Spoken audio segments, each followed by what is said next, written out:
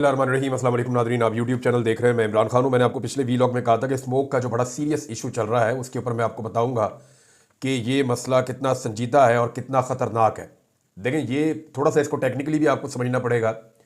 ये फ़िज़ा में आलूदगी की शरह है जिसको आप AQI इंडेक्स में नापते हैं, यानी एयर क्वालिटी इंडेक्स इसको कहते हैं। हवा की जो क्वालिटी है जिसमें आप सांस लेते हैं उसमें ऑक्सीजन होनी चाहिए ना, कि उसमें ऑक्सीजन कितनी ख़राब हो चुकी है, कार्बन कितनी ज़्यादा है, हवा के अंदर जो पोल्यूशन के ज़र्रात हैं वो कितने ज़्यादा हैं, और उनकी वजह से इंसानों की सेहत ख़राब हो जाती है। अब इससे पहले कि मैं आपको बताऊं कि मैंने खुद क्या विटनेस किया इसमें और कौन रिस्पॉन्सिबल है इसमें और हमने कहाँ गलती की, मैं आपको थोड़ा सा इसका टेक्निकल डाटा बता देता हूँ। ये जो एयर क्वालिटी इंडेक्स होती है ना, इसको नापने के लिए बाकायदा मशीन्स मौजूद हैं। उनसे पता चलता है कि जनाब इस वक्त जो फ़िज़ा में आलूदगी की शरह है वो इतनी है।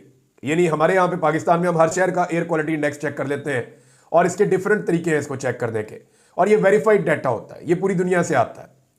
अब अगर किसी इलाके में एयर क्वालिटी इंडेक्स ये बताता है कि फ़िज़ा के अंदर जो आलूदगी है वो 0 से लेके 50 तक है, यानी मिसाल के तौर पे 35 है, 40 है, 45 है, 50 तक है, तो उसको अच्छा करार दिया जाता है। वो ये कहा जाता है कि एक पुरफ़िज़ा मुकाम है, या इस जगह के ऊपर जो हवा की क्वालिटी है वो बहुत अच्छी है और यहाँ पे आलूदगी कम है, तो इंसानों की जान महफूज है और ये आबो हवा इंसानों के लिए बहुत अच्छी है, जानवरों के लिए बहुत अच्छी है। तो एयर क्वालिटी इंडेक्स 50 तक जो है वो बेहतर होता है। लेकिन जब यही एयर क्वालिटी इंडेक्स 51 से 100 तक पहुंच जाए, इसके बीच में आ जाए, तो इसको मॉडरेट कहा जाता है कि ठीक है, आपको इत्मीनान होना चाहिए कि ठीक है, लेकिन इससे ज़्यादा नहीं होना चाहिए, 100 से ऊपर नहीं जाना चाहिए। लेकिन अगर यही एयर क्वालिटी इंडेक्स यानी हवा में पोल्यूशन की जो ज़र्रात है या हवा में जो पोल्यूशन है, आलूदगी है, वो अगर 101 से 150 तक चली जाए, यहां तक चली जाए, तो फिर इसको अनहेल्दी कहा जाता है। और unhealthy for specially sensitive people, वो लोग जिनको दमे का मर्ज है, या वो बच्चे जिनको खांसी है, या ऐसे लोग जो जरा सेंसिटिव हैं, या वो लोग जिनकी कुव्वत मुदाफियत कम है, या वो ऑलरेडी बीमार हैं, या जो बुजुर्ग लोग हैं, उनके लिए बड़े सीरियस इश्यूज हो जाते हैं। जब ये 150 तक चला जाए तो उनको फिर एहतियात करनी पड़ती है। और जैसे ही ये 151 से 200 तक पहुंचे, अभी मैं 200 तक पहुंचा हूं, जब ये 151 से 200 तक पहुंचे तो इसको आप एक खतरा समझ सकते हैं, इसको अनहेल्दी कहते हैं। ये कहा जाता है कि अब सूरत खराब है और खतरा शुरू हो चुका है। तो अब खतरा है, आम आदमी को भी खतरा है, जो बीमार है या सेंसिटिव है या थोड़ा सा जिसके अंदर उतनी कुव्वत मुदाफियत नहीं है, वो ज्यादा खतरे में है, जबकि सेहतमंद लोगों के भी बीमार होने का खतरा मौजूद है। अगर एयर क्वालिटी इंडेक्स 201 से 300 के बीच में आ जाए, 201 से 300 में अभी आपको बता रहा हूं, यहां तक आ जाए तो इसको वेरी अनहेल्दी कहा जाता है। यहां पे वार्निंग जारी की जाती है, इमरजेंसी सूरत हाल जो है वो नाफिज की जाती है। उस इलाके में रहने वाली जितनी भी आबादी है वो सारी मुतासर हो जाती है और लोगों में बीमारियां फैलने के खतरात बढ़ जाते हैं अगर ये 300 तक चला जाए। लेकिन अगर ये 300 से क्रॉस कर जाए तो फिर इसको कहा जाता है कि हेल्थ अलर्ट जारी हो चुका है, तमाम के तमाम लोग शदीद खतरे में हैं, तमाम जानदार खतरे में हैं, और जितने भी लोग हैं वो अपने घरों से बाहर ना निकले, तमाम एक्टिविटीज रोक दी जाए और लॉकडाउन कर दिया जाए। अब इसको जो है वो कहा जाता है इंतहाई खतरनाक सूरत हाल, ये 300 से ऊपर चली जाए तो। अब हमारे ये हो रहा है कि जैसे ही मौसम पाकिस्तान में बदलता है तो पंजाब के अंदर खास तौर पे ये एयर क्वालिटी इंडेक्स 400-500 पे तो नॉर्मल चला जाता है। अब मैं आपको बताने वाला हूं कि मुल्तान में और लाहौर में, इवन चकवाल के इलाके जहां पे कभी भी ये 50, 60, 70 तक नहीं जाता था, इससे ऊपर तो 100 तो क्रॉस ही नहीं करता था। तो आज जब मैंने चेक किया चकवाल का, मैंने चेक किया कलर-कहार का और दीगर एरियाज का जो निस्बतन बेहतर थे सॉल्ट रेंज में, वहां पे एयर क्वालिटी इंडेक्स 250 से ज्यादा था, यानी ये इंतहाई खतरनाक सूरत हाल है। जबकि रावलपिंडी वो सैकड़ों में और ऊपर जा रहा है। लेकिन लाहौर और मुल्तान का डाटा हैरान करने वाला है, मुल्तान 1000 को छू गया, ऑलमोस्ट 1000, जबकि लाहौर का एयर क्वालिटी इंडेक्स थोड़ी देर पहले जब मैं ये वीलॉग कर रहा हूं मैंने चेक करवाया था तो 1212 था, 1212, यानी 300 से ऊपर का डाटा नहीं दिया उन्होंने कि 300 से ऊपर होता क्या है, यानी 300 से ऊपर तबाही है। तो हम कुछ 400 पे, 500 पे, 600 पे नहीं रुके, हम पहुंच गए हैं 1212 पे। ये इंतहाई खतरनाक है और ये अब जानलेवा सूरत हाल हो चुकी है। जिन्होंने इसको ठीक कर दिया वजीर माहौलियात, वो स्विट्जरलैंड में डबल बैग्स के साथ 2 हैंड बैग उठा के, और जो वजीर आला है वो भी स्विट्जरलैंड में, जी गला खराब है। जो चीफ सेक्रेटरी है जिसने यहाँ काम करना था वो भी स्विट्जरलैंड में, जी वजीर आला मेरी उधर है, मैं भी उधर ही जा रहा हूँ। यानी ये सारे उधर पहुंचे हुए हैं और अपनी लाइफ वहां पे इंजॉय कर रहे हैं, अच्छी आबो हवा में सांस ले रहे हैं। लेकिन जो बेचारे आम पाकिस्तानी शहरी हैं, जो बेचारे पंजाब के शहरी हैं, वो इस अफरियत से निमट रहे हैं और लगातार बीमार होकर अस्पतालों में पहुंच रहे हैं। अब मैं आपको ये बताता हूं कि ये हुआ कैसे। देखिए, दो तरह के फैक्टर्स हैं, एक एक्सटर्नल फैक्टर्स है, एक इंटरनल है। एक्सटर्नल फैक्टर्स के ऊपर हमारा जोर अभी चलता नहीं है। इसके लिए पाकिस्तान में जो पोल्यूशन है उसके लिए खाली पाकिस्तान जिम्मेदार नहीं है, उसके लिए हमारे हमसाया ममालिक भी जिम्मेदार है। कुछ जिम्मेदारी जो है वो इंडिया पे भी आती है जब पंजाब के अंदर पोल्यूशन होती है तो, लेकिन उसकी एक बड़ी जिम्मेदारी हमारी अपनी भी है। अगर आप लाहौर के आसपास सफर करें तो आपको जगह जगह बेशुमार ईंटों के भट्टे मिलते हैं। ये ज्यादातर सियासतदानों के या उनके चेले चमाटों के हैं।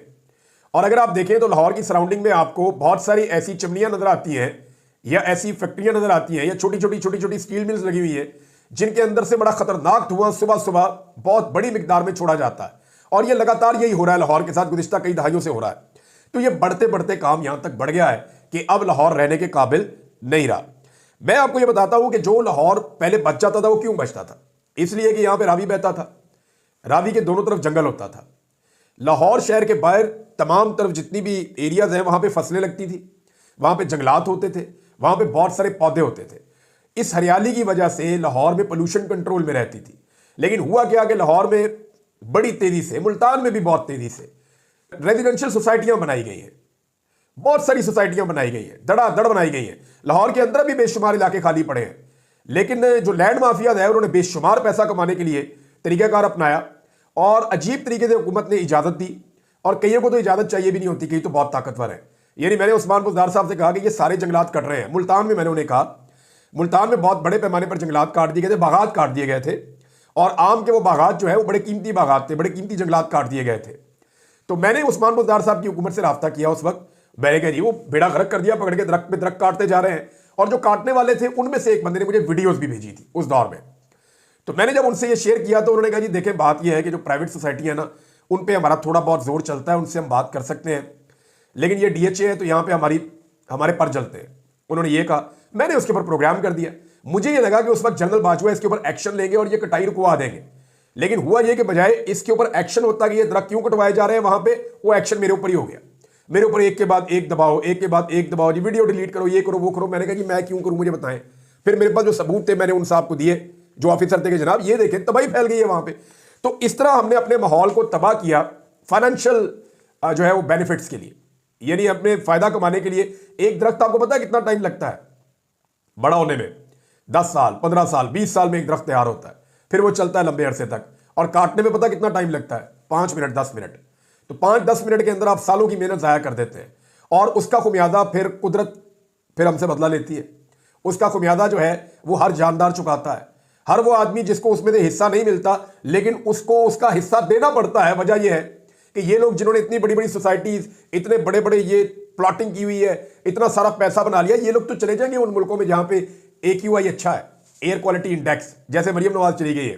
यहां तो रह जाएगा वो गरीब बेचारा जिसकी कोई मलकियत भी नहीं थी जगह, जब दरख्त कट रहे थे वो बेचारा कुछ कह भी नहीं पा रहा था। तो मामला ये है कि इस तरह हमने ज्यादती की है, हमने जुल्म किया है। कहीं बैरियर टाउन बन गया, कहीं कोई और टाउन बन गया, कहीं ये सोसाइटी बन गई, कहीं वो सोसाइटी कट गई। तो हर तरफ जो है जंगलात की तबाही फेरी है। कुछ लोगों ने अच्छा काम किया, उन्होंने कुछ पौधे वौधे लगाए भी हैं, लेकिन ज्यादातर लोगों ने तबाही फेरी है। और जिस तरीके से मशरूम ग्रोथ हुई है सोसाइटियों की, उसके बाद पाकिस्तान में अब एयर क्वालिटी इंडेक्स वहां पहुंच गया है कि ये शहर रहने के किसी तौर काबिल नहीं रहे। अब आप इससे बच कैसे सकते हैं? बड़ा लंबा एक मिशन चाहिए, कई सालों की मनसूबाबंदी चाहिए। कम से कम पाकिस्तान को 10 से 15 साल काम करना पड़ेगा वापस सही सूरत हाल में आने के लिए। इमरान खान साहब के दौर में उन पर दबाव डाला जाता था कि ये जो रावी वाला एरिया है ना, ये ग्रीन एरिया को ब्राउन एरिया डिक्लेयर कर दें, यहां बहुत सारा थीम पार्क और सोसाइटीज और ये और वो बनाना है, बड़े पैसे आएंगे।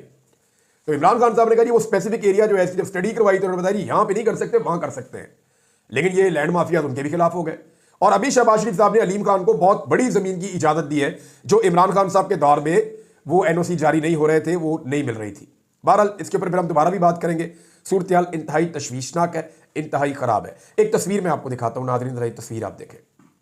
ये तस्वीर है जनाब हमारे प्यारे वजीर आज़म, इसके अंदर जरा ढूंढ के दिखाएं आप मुझे। ये देखें, वो कभी कभी आप देखते हैं ना, आपको मिल जाते हैं अखबारात के अंदर, जो बच्चों के अखबारात होते हैं कि फ़र्क तलाश करें, या इस तस्वीर के अंदर जो है वो एक फ़लाँ चीज़ छुपी हुई है उसको तलाश करें। तो ये तस्वीर मैं आपको दिखा रहा हूँ, ये जनाब मुसलमान हुक्मरानों की है, और इस तस्वीर के अंदर जहां मुसलमान हुक्मरान खड़े हुए हैं, इनमें एक जो है वो एटमी मुल्क का सरबराह भी है। यानी जो मुल्क एटमी ताकत है, इन तमाम मुल्कों में से सिर्फ एक मुल्क है जिसके पास एटमी कुव्वत है, या जो एटम बम चलाने की, या एटम बम जिसने बनाया हुआ है, उनके पास ये सलाहियत मौजूद है। अब ये जो एक अकेला मुल्क है, इसका वजीर आज़म तलाश करें, गौर से देखें कहां पे है। ये देखें, ये लोग फासला रख रख के खड़े हुए हैं फ्रंट लाइन के अंदर। फिर आप देखें पिछली लाइन, फिर उसके पीछे वो देखें एंड पे एक बंदा खड़ा हुआ है, छोटा सा आपको चेहरा नजर आ रहा होगा, छोटे से कद का आदमी पीछे छुपा हुआ है।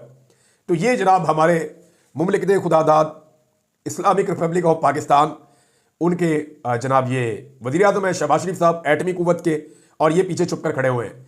तो बैगर्स आर नॉट चूजर्स, यानी अगर आप फकीर हैं तो फिर आपकी कोई चॉइस नहीं होती, आपको जगह जहां दे दी जाए आप वहां खामोशी से खड़े हो जाते हैं। लेकिन इमरान खान साहब के दौर के अंदर कुछ इज्जत पाकिस्तान को मिल रही थी, लेकिन अब वो इज्जत भी उस तरह से नहीं मिल रही। बहरहाल ये हर एक इवेंट में जा क्यों रहे हैं, एक्चुअली ये करीब रहना चाहते हैं अरब हुक्मरानों के इस वक्त ज़्यादा से ज़्यादा, ताकि जितने पैसे ये समेट सके, और अमेरिका की नई जो एस्टेब्लिशमेंट आने वाली है, या अमेरिका की एक नई इंतजामिया आ रही है, ट्रंप इंतजामिया, उसके साथ जितनी जल्दी हो ताल्लुकात को नॉर्मलाइज करने की कोशिश करें। पाकिस्तान के रवायती मीडिया ने भी बता दिया है कि वाकई में शहबाज शरीफ की हुकूमत इस वक्त पूरा जोर लगा रही है, दिन रात कोशिश कर रही है, और सर तोड़ कोशिश कर रही है कि किसी तरह डोनाल्ड ट्रंप इनकी तरफ देख ले और इनकी बात सुन ले, या इनकी टेलीफोन कॉल उठा ले। मुमकिन है कि वो उठा ले फ़ोन, मुमकिन है कि वो इनके साथ बात कर ले, लेकिन क्या वो अपना मौक़िफ़ बदल देगा इमरान खान के मामले पर, बड़ा सवाल ये है। और इनके पास अब कोई ऑप्शन बाकी बचा नहीं है कि किसी तरह जो अमेरिका की आने वाली क़यादत है उसको भी जो बाइडन की तरह राम कर लिया जाए, लेकिन फिलहाल तो ऐसा दिखाई नहीं दे रहा। इसमें नाज़रीन एक खबर और है, शानदाना गुलजार साहिबा ने एक दावा किया था कि एक नौजवान जिसने एहतजाज किया कादी फ़ाहिद ईसा के ख़िलाफ़, उस नौजवान के वालिद को पकड़ा गया, फिर उसको ड्रिल मशीन से उसको टॉर्चर किया गया, और उसके बाद उसने जो है वो माफ़ीनामा लिखा और माफ़ी मांगी। लेकिन अभी एक नौजवान है, उनका स्टेटमेंट सामने आया, मैं आपको पढ़ के सुना देता हूँ। और ये जो स्टेटमेंट आया है, इसको पढ़ने के बाद तो बहुत तकलीफ़ हो रही है कि क्या ये निज़ाम इस हद तक भी जा सकता है कादी फ़ाहिद ईसा के लिए। कादी फ़ाहिद ईसा जिनके लिए आइन में तरमीम करने की बहुत कोशिश की गई, कादी फ़ाहिद ईसा जिनके लिए हर रास्ता खोला गया, कादी फ़ाहिद ईसा जिनको इस निज़ाम ने इतनी सहूलत दी कि उसकी माजी में कोई मिसाल नहीं मिलती, और वही कादी फ़ाहिद ईसा जिन्होंने इस पूरे निज़ाम को यानी यरगमाल बनाया, और वही कादी फ़ाहिद ईसा जिनकी वजह से जुल्म और फस्तायत का बाजार पाकिस्तान में गर्म हुआ, और उन्होंने इंसानी हकूक़ की खिलाफ वर्जियों पर कोई नोटिस नहीं लिया। आज एक तो जब वो चीफ जस्टिस थे तब इंसानी हकूक़ की खिलाफ वर्जियाँ हो रही थी, उन्होंने कभी नोटिस नहीं लिया, लेकिन आज वो चीफ जस्टिस नहीं है तो भी उसकी वजह से इंसानी हकूक़ की खिलाफ वर्जियाँ हो रही हैं। मिसाल के तौर पर नुमान इकबाल ये बताते हैं कि मेरे खिलाफ फाइल पर साइन करने का कहा गया, मेरे वालिद ने इनकार किया, तो मेरे छोटे भाई की टी शर्ट उतार कर वालिद को कहा साइन करते हो या फिर इसकी पैंट भी उतारें। बहनोई और कज़न पर भी टॉर्चर किया गया। कादी फ़ाहिद ईसा के खिलाफ एहतजाज करने वाले नुमान इकबाल का इंकशाफ। अब आप अंदाज़ा करें कि क्या रियासत इस किस्म के हथकंडे अपनाएगी। जिन लोगों ने जिस मुल्क में एहतजाज किया वहाँ तो FIR भी नहीं हुई, वहाँ पे तो कोई जुर्म है ही नहीं। ये काजी की तरफ देखना भी जुर्म है, काजी के बारे में बात करना भी जुर्म है। यानी काजी जो मर्जी करे कोई प्रॉब्लम नहीं है, लेकिन जब काजी से कोई सवाल करे या कोई एहतजाज करे तो क्या वो जुर्म है। असल में प्रॉब्लम ये नहीं है, प्रॉब्लम ये है कि ये जितने लोग आज इक़्तिदार में बैठे हुए हैं ना, ये ओवरसीज पाकिस्तानियों को निशाने इबरत क्यों बनाते हैं। ये इसलिए बनाते हैं कि इन्हें पता है कल इन्होंने इक़्तिदार में नहीं रहना, और इन्हें यह भी पता है कि अगर आज ओवरसीज पाकिस्तानियों को ना रोका तो कल जब हम इक़्तिदार में नहीं रहेंगे तो हमारे साथ भी यही सलूक होगा जब हम उन मुल्कों में जाएंगे जहां पे ये ओवरसीज मौजूद है। लिहाजा ये उनको निशाने इबरत इसलिए बना रहे हैं ताकि आइंदा के लिए अपने लिए हालात को साजगार करें, लेकिन मुझे नहीं लगता अब सूरत हाल बदलेगी। शेर अफजल मरवत ने एक स्टेटमेंट दिया नाज़रीन, वो स्टेटमेंट मैं आपको ज़रूर पढ़ के सुनाना चाहूँगा। पहले आप वो स्टेटमेंट सुन लीजिए, फिर उसके ऊपर मेरी एक छोटी सी ओपिनियन है, वो मैं आपके सामने रख देता हूँ। शेर अफजल मरवत का कहना है कि हमें जो सज़ा मिली है डिजिटल मीडिया पर बैठे हुए लोगों की ज़्यादतियों की वजह से मिली है। ये मुल्क और PTI दुश्मनी है, ये मुल्क से और PTI से दुश्मनी है। हमने उनको इख्तियार नहीं दिया कि ये इदारों को गालियां दें। जर्नैलों की किरदार कुशी की वजह से इद्दत केस बनाया गया। शेर अफजल मरवत। तो एक तो इसमें 2-3 चीज़ें हैं जो मैं ज़रा जानना चाहता हूँ। ये एक तो सोशल मीडिया के ऊपर बहुत बड़ा चार्ज है, अगर तो सारे सोशल मीडिया की बात कर रहे हैं शेर अफजल मरवत, तो अगर वो पाकिस्तान तहरीक इंसाफ के सोशल मीडिया की बात कर रहे हैं तो तहरीक इंसाफ के सोशल मीडिया के ऊपर चार्ज है। लेकिन अगर वो चंद लोगों की निशानदेही कर रहे हैं तो उन लोगों का नाम लेकर पाकिस्तान तहरीक इंसाफ को निशानदेही करनी चाहिए और बताना चाहिए उन्होंने कहां कहां पे गालियां दी हैं। देखिए, मैंने तो कोई गाली नहीं दी किसी को, आज तक नहीं दी, बदतरीन मुखालिफ को भी गाली नहीं दी, लेकिन मुझे उठाकर गायब कर दिया गया। 5 महीने मेरे से मुतालबा था कि नवाज शरीफ को सपोर्ट करो। मैंने कौन सी गाली दी थी? उस्मान डार ने कौन सी गाली दी थी? सदाकत अब्बासी ने कौन सी गाली दी थी? अली मोहम्मद खान तो गाली देता ही नहीं है, वो क्यों जेल में गया था? उसको क्यों सजा दी गई थी? बेशुमार और लोग हैं। अली अमीन गंडापुर को क्यों पकड़ा गया था? अली अमीन गंडापुर ने तो अपने मुंह से कहा कि मुझे तो 9 मई से पहले पकड़ लिया था, तब तो कोई लड़ाई भी नहीं थी, तब तो कोई सूरत भी नहीं थी। ये टॉर्चर का सिलसिला तो बहुत पहले से शुरू हो गया था। 9 और 10 अप्रैल को जब इमरान खान साहब की हुकूमत गिराई गई 2022 में, तो तब किसने गालियां दी थी? या उससे पहले भी कोई गालियां दे रहा था? उसके बाद 25 मई को जिस लेवल का टॉर्चर हुआ पाकिस्तान तहरीक इंसाफ के ऊपर, उस वक्त तो कोई गाली नहीं दे रहा था, कोई ऐसी बात नहीं हुई थी। हाँ, मैं आज भी कहता हूं कि जो लोग गाली दे, बदजुबानी करे, इखलाक से गिरी हुई बात करे, वो नामुनासिब है, वो नहीं होनी चाहिए। वो इखलाकियात का दायरा दामन नहीं छोड़ना चाहिए, उसके दायरे के अंदर रहने की कोशिश करनी चाहिए। मैं इसको मानने वाला हूं। लेकिन ये कहना कि इद्दत के केस का जवाज बनता है, इसलिए इमरान खान के ऊपर और उसकी बीवी के ऊपर इद्दत का केस इसलिए बना दो कि बाहर बैठे हुए कुछ लोग जो हैं वो गाली दे रहे हैं।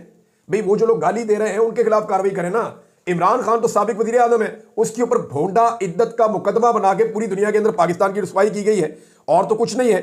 तो सादा बात यह है कि पाकिस्तान तहरीक इंसाफ अगर कुछ लोगों को डिसोन करना चाहती है, वो ये कहना चाहती है कि ये लोग गालियां दे रहे हैं, तो सबूतों के साथ चीजें सामने रख के उनके खिलाफ एक अपना केस बनाए कि जनाब ये चीज ये लोग गलत कर रहे हैं। लेकिन जो लोग सिस्टम पे तनकीद करते हैं, या जो लोग ये कहते हैं कि सिस्टम ने इमरान खान के साथ ज्यादती की है, जुल्म किया है, जबर किया है, जो लोग ये कहते हैं कि सिस्टम बार बार सियासतदानों को हटाता है, या बंद कमरों के अंदर जो फैसले होते हैं वो गलत होते हैं, या जो लोग एस्टैब्लिशमेंट में सियासत का किरदार नहीं चाहते और वो तनकीद करते हैं, उनको आप ऐसा नहीं कह सकते।